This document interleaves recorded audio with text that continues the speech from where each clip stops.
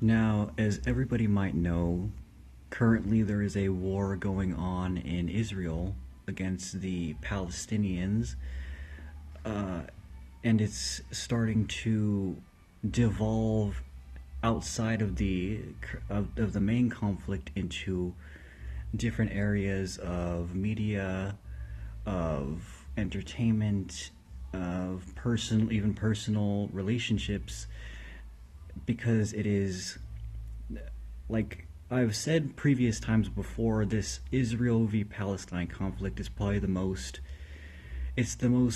deepest, and it's probably the most ferociously deep, deep, freaking,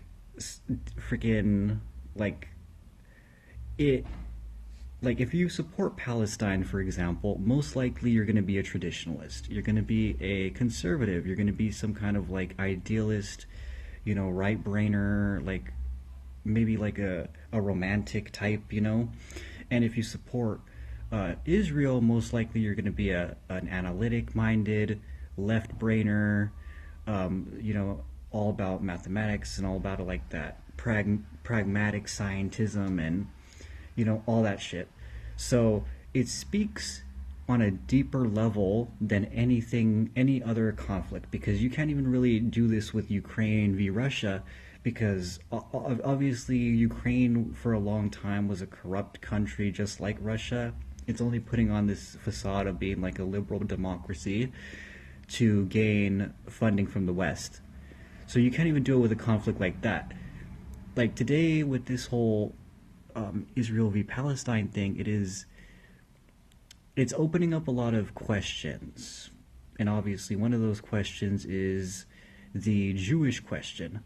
But another question that I want to propose, even though I am a personal supporter of Palestine and the Palestinian tradition and the just overall Levantine, like, because I'm Spanish, so a lot of my tradition goes back to the Levant. So, like a lot of that Hellenism and stuff, we kind of share with the Muslims. But even though I'm a supporter of Palestinian rights and all that, I do want to propose a Muslim question, since this conflict has exposed the Ummah that they have for being cowardice and for being very lackluster overall in their faith, in their integrity, and in their pride for their people.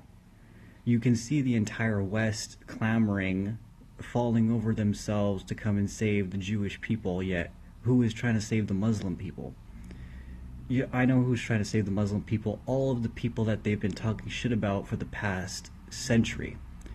Turkey, China, North Korea, all these like communists and all these like polytheistic, paganist sort of like regimes are coming to save the Palestinians. Sorry, there's something passing by outside, but the fact that we have a lot of immigration into this country from those Muslims it's a problem, because you don't see a lot of Muslims in the West actually trying to defend Western values. And when I say Western values, don't get me confused with those decadent, degenerate values of modernity, which the Jewish people are supporting in Israel. Don't get that confused with that. I'm talking about the monotheistic, like monogamy, supporting freedom of speech, supporting like post-Hellenistic West, like that Western culture, which Muslims themselves, because of the conquests of Alexander the Great and the several Roman incursions into their land, has given them the exact same sort of Hellenistic spirit that we have, that a lot of us in the West have. I don't see a lot of them actually trying to defend that tradition. They're bringing their shitty sort of Arab, like decadent, failing Arab culture that is that's taking Islam back to the times of ignorance. They're bringing that kind of Islam to the West. And I just want to say, like, we as Western people, and don't, I'm not a social Darwinist either, so don't think that this is from a like a racialist standpoint, but we need to actually start copying aspects of Islam while Islam is failing in its own like lands. Because if you bring, like, there's a lot of people that want to bring the, they want to like steal sort of the Islamic tradition, and they want to bring it to the West, and because it offers some kind of like, I don't know. Some people support it because it offers like a tradition. Others, for more animalistic and cardinal reasons, like it gives you multiple wives, which in my opinion is not even correctly. It's not. The Quran has that as a fail safe for widows who need an actual like caretaker after their spouse has been killed in war.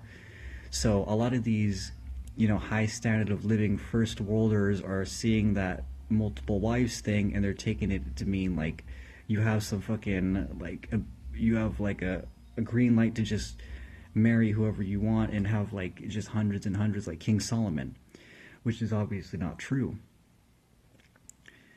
That is another like aspect of the Muslim question that I want to get past, because we can't, like, us Western people, we cannot keep railing against the Islamic, faith when it is growing rapidly. It's growing rapidly because of reversions, because of birth rates or whatever, but it is growing. And if we don't like actually question what, first of all, what we're doing, what we're not doing to actually improve upon their tactics for civilization, and actually like what we're not freaking acknowledging that is destroying their culture in the Middle East that they're bringing to the West now. Because you notice, in fucking Saudi Arabia, they have a fucking Dubai. And I know what you're gonna say, it's like, that's just Dubai, that's just one place, but that's how it starts. It starts with one place, and then there's two Dubais. Next thing you know, there's three, there's four, there's five. Next thing you know, the entire Middle East is fucking decadent.